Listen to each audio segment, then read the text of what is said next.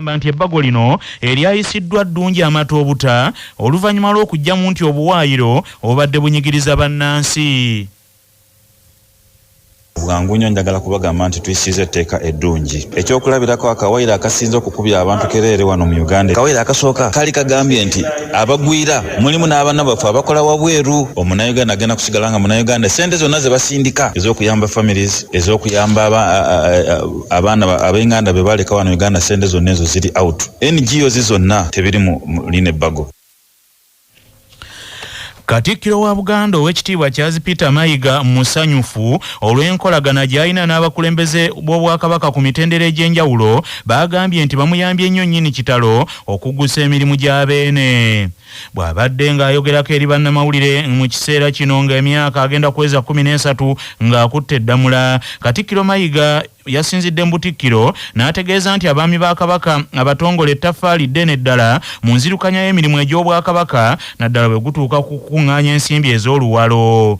Yagambye nti abaami abatongole tebakomye ku luwalo lwokka wabula n'okulondoola embeera z'abantu b'omutanda ku byalo era ne bamanya ekiyinza okukolebwa okutereeza embeera singa eba tesanyusa. Tulungamya nnyo abakulembeze abaami ba Kabaka era ndozo ba sabbiiti 3 ze ziyiseewo nali nsinkana abatongole basookerwako ku byalo. Abatongole gwe musingi gw'obwami, be baami abasookerwako ababeera n'abantu eyo mu byalo.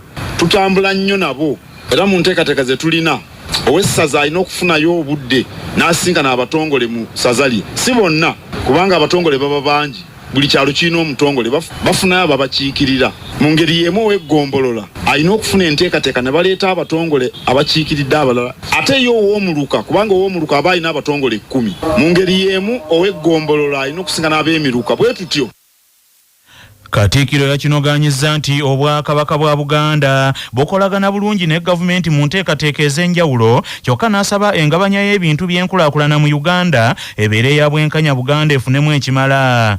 Katikkiro yategeezezza nti era ng'ali wamu n'olukiiko lwa Buganda asobodde okulambula abantu ba Kabaka ebweru wa Buganda n'ebweru wa Uganda, ekyongedde okutumbula obumu mu Buganda ey'awamu. Kwegamba okutwaliza awamu tukunze Obuganda. Buganda kakati ewulikika wano munda mu Uganda, ebweru wa Ssemazinga wa Afrika era ewulikika.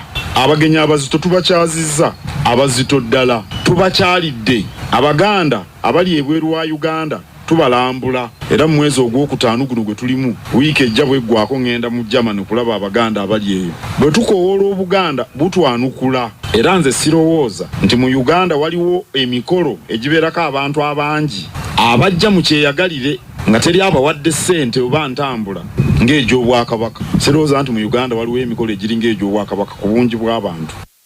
Ebyo ng'obitadde ku mabbali, Katikkiro wa Buganda ow'ekitiibwa Charles Peter Mayiga atenderezza emirimu egyakolebwa kaakano omubuzi ow'ekitiibwa Peter Medard Sekabiito Muliira mu kuzimba Obwakabaka bwa Buganda. Katikkiro Mayiga agamba nti omubuze kaakano omulangira omubiito Peter Medard Sekabiito Muliira nti yatandika yewe yatandikira obuweereza bwe mu lukiiko lwa Ssabataka Supreme Council nga ow'ekitiibwa Peter Muliira emirimu gy'Obwakabaka agikola era ne yeenyigira butereevu mu nteekateeka ezaakola amabaga ag'abanja federa agaasindikibwa ewa Ssaabalamuzi Odoki. Ow'ekitiibwa Peter Muliira y'omu ku baali mu nteekateeka ez'amatikkira ga Ssaabasajja Kabaka Sseggwanga Kimera Frederick Ronald Muwenda Mutebi II Ennaggalabi Buddo mu 1993. Ow'ekitiibwa Mayiga asinzidde Bukeesa mu maka g'omubuze kaakano ow'ekitiibwa Peter Medard Sekabiito Muliira ne yeebaza omufu kaakano olw'okulafubanira ekitiibwa kya Buganda. Olukiiko lwa Ssabataka lwali lukulirwa omugenzi John Patrick Musoke. Olw'abataka mu buseera ebyo kwaliko omutaka Nadduli Kibaale naye oluvannyuma waliwo enkyukakyuka mu bukulembeze bw'ekika ky'Empeewo. Kaakati Peter Muliira yajja ne yegatta ku lukiiko olwo. Nze yasanga bamaze okumpandiika ng'omuwandiisi mu lukiiko era ne tubeera naye naddala okutandika mu kuteekateeka amatikkira. Kati ndibabuulidde mutegeere nti tiwali byakunsiima kya nsusso kubanga nabeera naye ate nga bwe mumanyi wadde Kabaka yatikkirwa ng'amateeka gakyuse ne batuwa n'ebimu ku bintu byaffe. Olugendo lwaffe tetwakomaawo, twasigala tutaputa naddala ensonga za federo. Ku lw'abenju ey'omubuze kaakano ekitiibwa Peter Muliira eyaliko minisita owa tekinologiya y'ebyempuliziganya Hamu Mukasa amwogeddeko ng'omuweereza abadde ateegulumiza ng'afaayo eri abalala era yayagala ennyo Obwakabaka.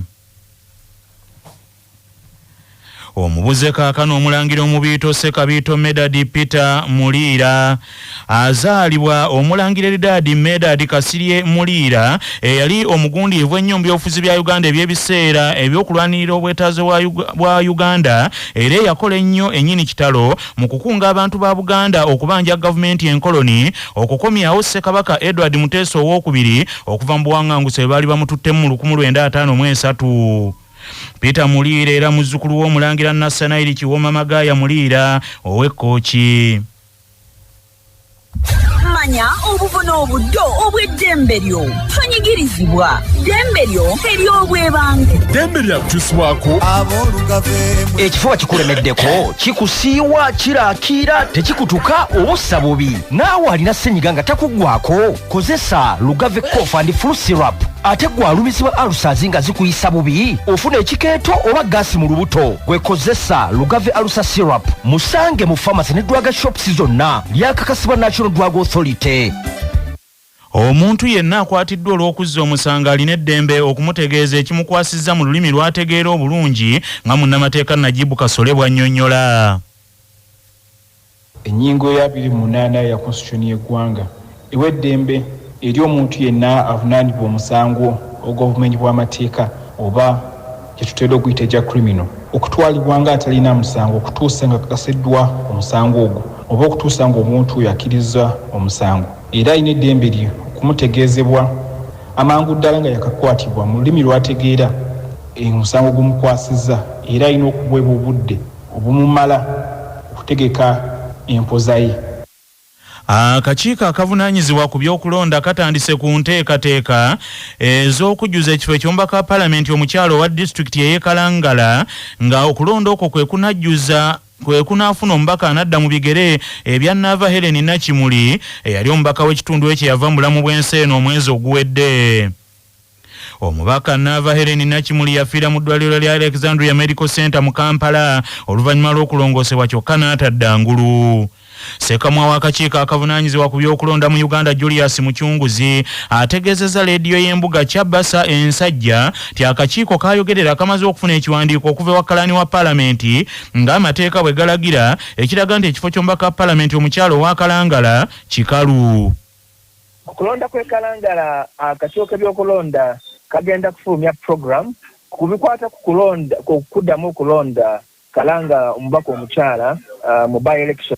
Akakiiko k'ebyokulonda kagenda kufulumya program gye tunaagoberera nga tuddamu okulonda omubaka omukyala kuba akakiiko ng'etteeka bwe liragira paalamenti clerk wa paalamenti yawandiikira akakiiko k'ebyokulonda nga akategeeza nti waliwo ekifo ekikalu oluvannyuma lw'okutwalibwa kw'omugenzi Helen Nakimuli.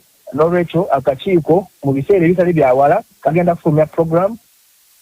Ebyo nga bikyali awo era Julius Mukyunguzi ategeezezza nti akakiiko k'ebyokulonda kakyusizza ennaku ez'okulonderamu nnyini ntebe wa disitulikiti ey'Ekikuubo omujja agenda okudda mu bigere bya Peter Banula Alaali eyafiira mu kabenje k'ekidduka gye buvuddeko. Mukyunguzi Julius agambye nti kino kikoleddwa oluvannyuma lw'okukizuula nti ennaku ze baali bateereddewo okulonda kuno zibaddeko enteekateeka endala nnyingi. Okuva ku lunaku olwali lusoose okuteekebwawo ennaku 10 omwezi ogwa June akakiiko kati kateese okulonda kujja kubeerawo ennaku 18 omwezi ogwa June. Okutuusa olunaku olw'okulonda kyavudde ku olukungaana akakiiko lwe kaaliko mu Kikuubo district ennaku z'omwezi 27 omwezi oguwedde ogwa April. Ba stakeholders baabulira akakiiko nti olunaku olwali lusoose okutegekebwa olw'ennaku z'omwezi 10 omwezi ogwa June waliwo programs endala mu district ezeetaagisa bekikwatako bonna almost okulwetabamu. Envuvumo zizzeemu okuyitingana buto nti omufuzi wa North Korea Kim Jong-un ali mu kuteekateeka muwala we ow'emyaka 13 gyokka Kim Ju-aye okumusikira ku bukulu bw'anaabanga avudde mu buyinza nga tazze mu byanamu ow'entereka ab'ebweru balye. Agave North Korea galaga nti yadde ng'omwana ono omuwala Kim Ju-aye wa myaka 13 gyokka, naye ensangi zino President Kim Jong-un abeera naye ku buli mukolo gwonna omukulu e North Korea, ng'omukulu alabika ng'ali mu kumutendeka ebyobukulembeze akwate mu kintu nga ye akitadde ng'enjogera y'abaaluno bweri. Abatunuulizi kye batunuulidde ennyo y'ennyambala y'omuwala ono eyawukana ennyo ku y'abato banne abalala bonna, nga okuva mu 2022 ng'omwana ono wa myaka 9 ennyambala ye baagikyusa mangu n'ekyuka nnyo, yadde nga bulijjo okwambala obulungi si kuwasa singa wakasankamaze abakyala embuga. Kim Jong-un ow'emyaka 42 amaze mu buyinza emyaka 15 okuva mu 2011 lwe yasikira kitaawe Kim Jong-il nga mu budde obwo omwana ono yali wa myaka 27, naye ng'evvunvuumo zigamba nti yadde nga Kim Jong-un ono kati wa myaka 42 gyokka, naye yafuuka wandwadde nga yandibanga kwe yasinziira okutandika okuteekateeka muwala we omuto bw'atyo okutwala entebe.